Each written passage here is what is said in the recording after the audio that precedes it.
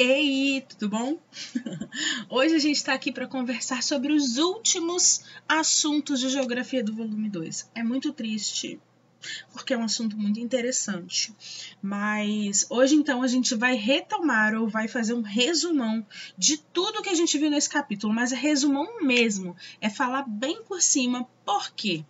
É importante que antes que você assista esse vídeo de hoje, você vá lá na página 30 do volume 2, é a última página de geografia, e tente preencher aquela tabela. É uma tabela que vai falar sobre basicamente atividades econômicas. Essas atividades econômicas são divididas em campo e urbano, né, rural e cidade, e aí depois vai ter todo o destrinchamento dessas atividades. Então é importante que você faça isso antes, tá bom?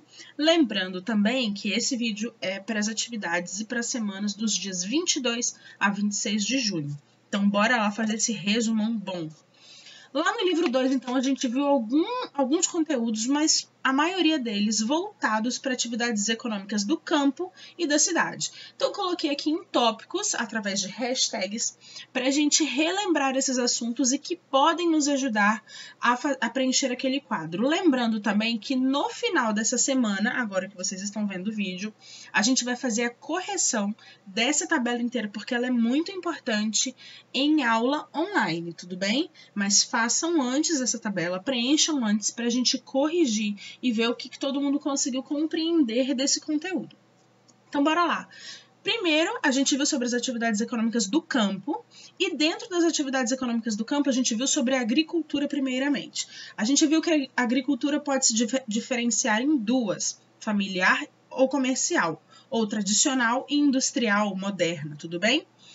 A moderna, ela geralmente vai ser através de monocultura. Monocultura é quando só se tem um tipo de plantação, né? Eles escolhem um produto e plantam apenas esse produto.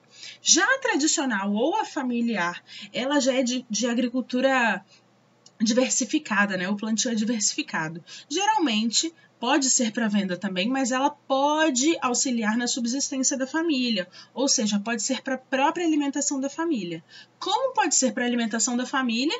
Ninguém consegue viver só de um vegetal para sempre, né? Então eles plantam coisas diferentes. Lá vai ter um pouquinho de cada coisa. Vai ter milho, vai ter feijão, vai ter frutas, legumes, verduras, tudo bem? Hortaliças, é variado. Então, de monocultura, que é uma só lá na moderna, a gente vai para policultura, que é variado na tradicional, na familiar. Também pode se diferenciar por mão de obra, tá? A familiar costuma ser por mão de obra humana e de famílias, né? As próprias famílias trabalham nas suas plantações, nas suas agriculturas. Já na moderna, as coisas podem ser um pouco diferentes, né? Pode ter máquina, pode ter adubos diferenciados, alguma coisa um pouco mais industrializada. Ainda dentro do campo, a gente também viu sobre a pecuária. A pecuária também pode ser dividida em duas, tá? Intensiva e extensiva.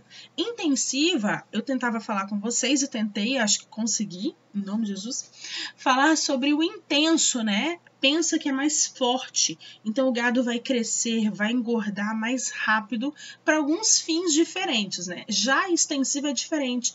Ele fica no extenso, ele fica no aberto, no grande, ele fica solto no pasto, ele vai se alimentar do pasto, vai beber água natural. Já na intensiva, ele vai se alimentar de ração. Algumas vezes a intenção é que ele engorde e cresça mais rápido para o abate, né?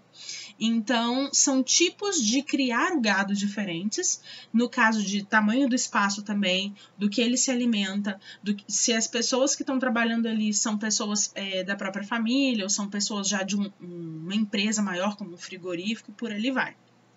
Ainda no campo, a gente falou sobre os 3 tipos de extrativismo. Extrativismo, então, é a retirada de alguma matéria-prima do ambiente, ok? E existem 3 tipos, 3 diferenças, né? O vegetal, o mineral e o animal. E o próprio nome já diz o que é. No vegetal é quando se retira da natureza matéria-prima vegetal, ou seja, seringueira, material para fazer papel e por ali vai. No mineral, é quando se retira da natureza recursos minerais, água, petróleo, pedras preciosas e por aí vai também. Já no animal, é por meio de algumas práticas que também se retira da natureza matéria animal, como a pesca, a caça, Tudo bem? E por aí vai também, né? A criação de gado, a pecuária é um exemplo disso dali. Depois, a gente já vai para as práticas econômicas, para as atividades econômicas da cidade.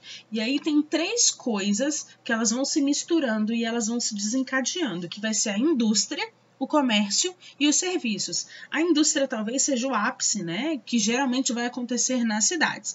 Lá no campo existe também a agroindústria, tá, que é um pouco diferente da indústria porque é voltada para o agronegócio, é voltada para plantação, para vegetação, um pouco diferente.